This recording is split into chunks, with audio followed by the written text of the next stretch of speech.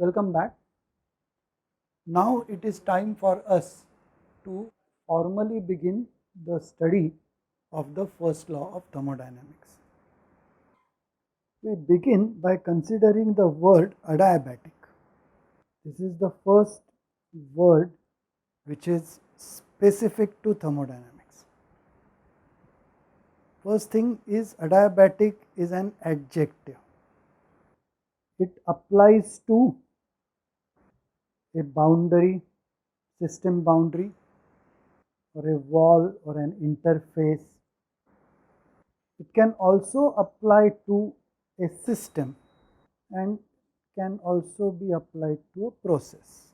The word adiabatic is a short form for the phrase one that permits work interaction only, nothing more, nothing less.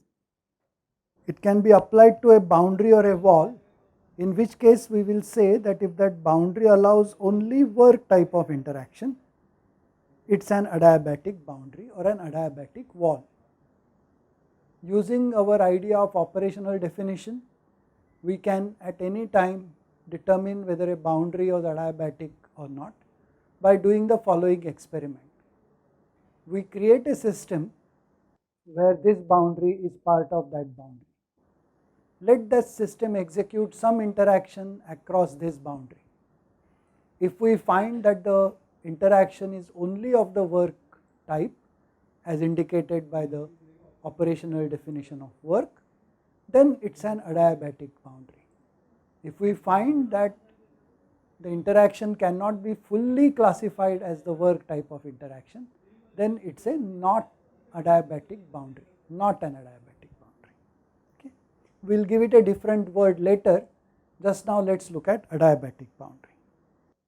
Similarly, a system which is enclosed completely in adiabatic boundaries will be an adiabatic system. So such a system will be restricted only to do the work type of interaction. Similarly, a process in which only work interaction takes place, we can call it an adiabatic process. So this way we will notice that the adjective adiabatic can be applied to a boundary, a wall or an interface, can also be applied to a system, can also be applied to a process.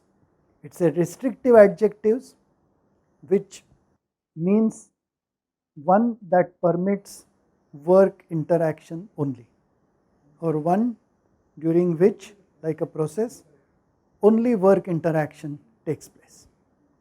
Now we are going to look at Carathéodory's form of the first law.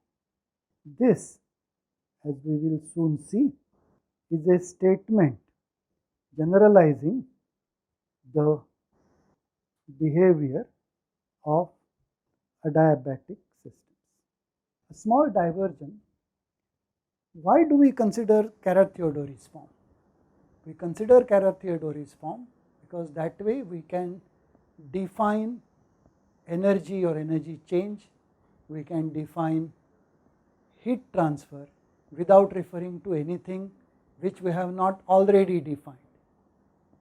Because if we use something in our definition which is not already defined, it is possible that we may get into the trap of circular definitions. Thank you.